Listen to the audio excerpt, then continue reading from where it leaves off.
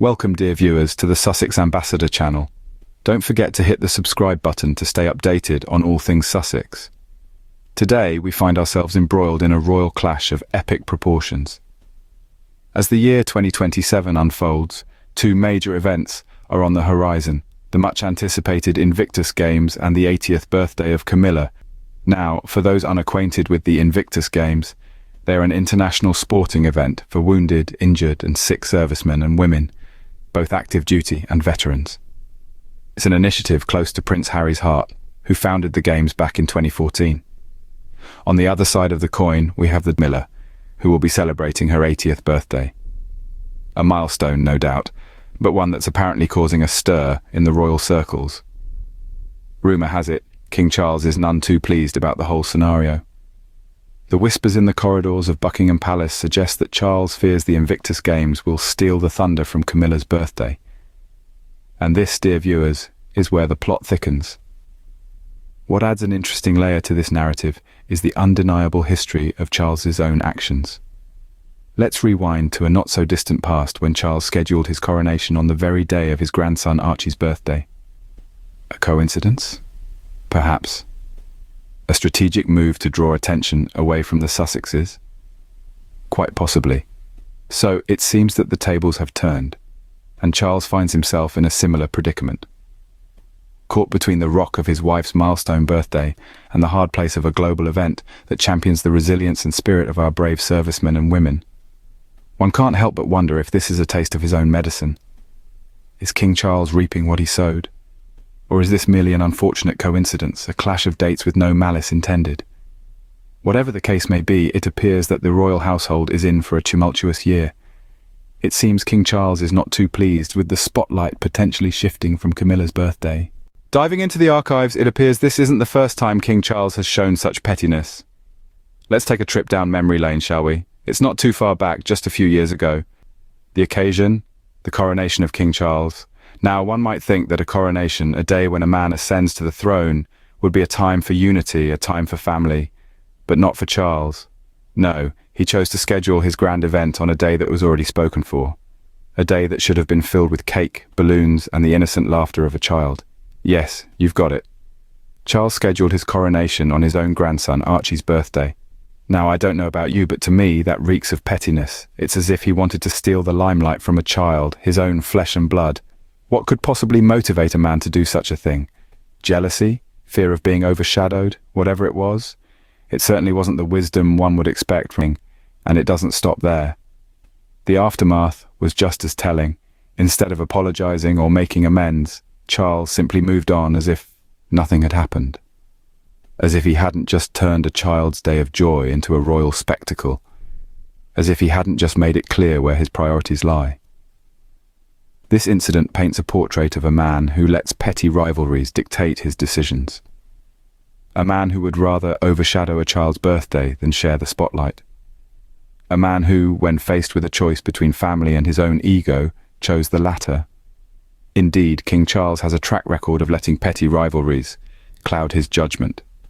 So as we consider the current furore over the Invictus Games and Camilla's birthday, we must ask ourselves, is history repeating itself? Is this just another chapter in the long history of King Charles's pettiness? But let's not let the royal drama overshadow the Invictus Games themselves. This isn't just a sporting event.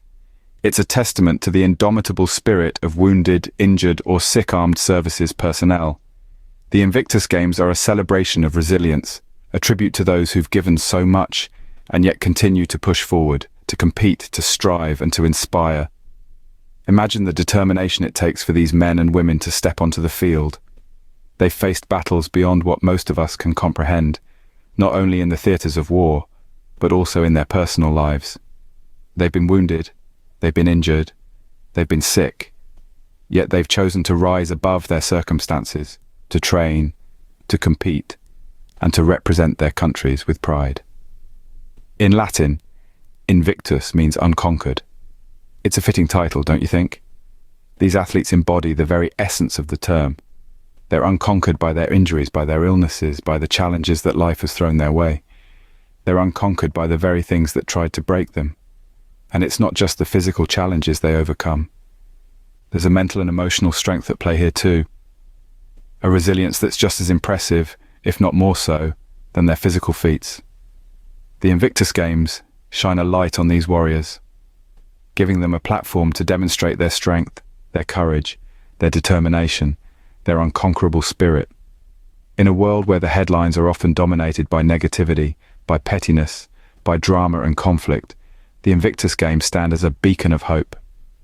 They remind us of the strength of the human spirit, of our capacity to overcome adversity, to rise above our challenges, to strive for greatness. The Invictus Games truly are a beacon of hope, resilience and determination. So, what does this clash mean for the royals? This clash could potentially be a turning point for the royal family and their public image.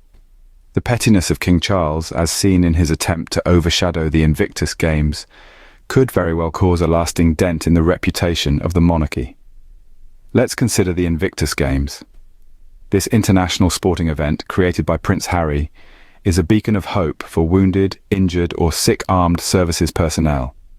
It's a testament to resilience and the undying human spirit. Now imagine this positive force being overshadowed by a royal birthday, by sheer force of pettiness. It's a jarring image, isn't it? However, the impact of this clash won't just be felt by the royals, but by people worldwide. The actions of King Charles may very well spark a global conversation about the role and relevance of the monarchy in the 21st century. Some may question whether an institution that allows such personal disputes to overshadow important events, like the Invictus Games, is still worthy of its position and respect. Furthermore, this clash could potentially influence the way future royal events are perceived. If a royal birthday can overshadow an international sporting event for wounded veterans, what does this say about the monarchy's priorities? Could we see more events being overshadowed in the future for the sake of royal egos? The ripple effects of this clash might also extend to the inner workings of the royal family. Will other members of the royal family stand up against such pettiness? Or will they stay silent, thus indirectly endorsing King Charles's actions? These questions could further shape the public opinion about the monarchy and its members. In conclusion, this clash, born out of pettiness, might have far-reaching implications for the royal family and their public image. It could spark a global conversation about the monarchy's relevance, influence the perception of future royal events, and potentially cause a lasting dent in the monarchy's reputation. Only time will tell how this clash will play out. As we wrap up our discussion, one thing is clear. The undercurrents of this royal clash run deep, hinting at a history steeped in petty rivalries and unspoken animosities. King Charles's decision to schedule his coronation on his grandson Archie's birthday was not a mere coincidence, but a calculated move. It speaks volumes about the lengths to which he would go to assert his dominance, even if it means overshadowing a child's birthday. The pettiness of this act is not lost on us. It is a glaring reflection of the priorities of King Charles, who seems more concerned with his own image than with the well-being of his family. This obsession with outshining others, even if it means trivializing significant events like Camilla's 80th birthday, is not just petty. It is damaging. It chips away at the facade of unity and harmony that the royal family tries so hard to maintain. The Invictus Games of 2027, a beacon of hope and resilience, are now caught in the crossfire of this royal feud.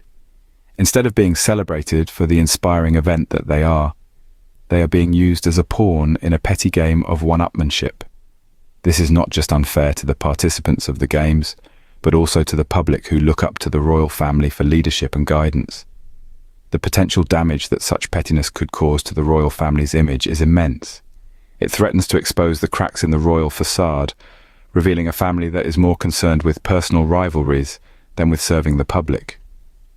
This is not the image that any royal family would want to project, and yet, it seems to be the path that King Charles is determined to tread. Thank you for joining us today. Don't forget to subscribe, like and share our videos. Until next time, this is Sussex Ambassador signing off.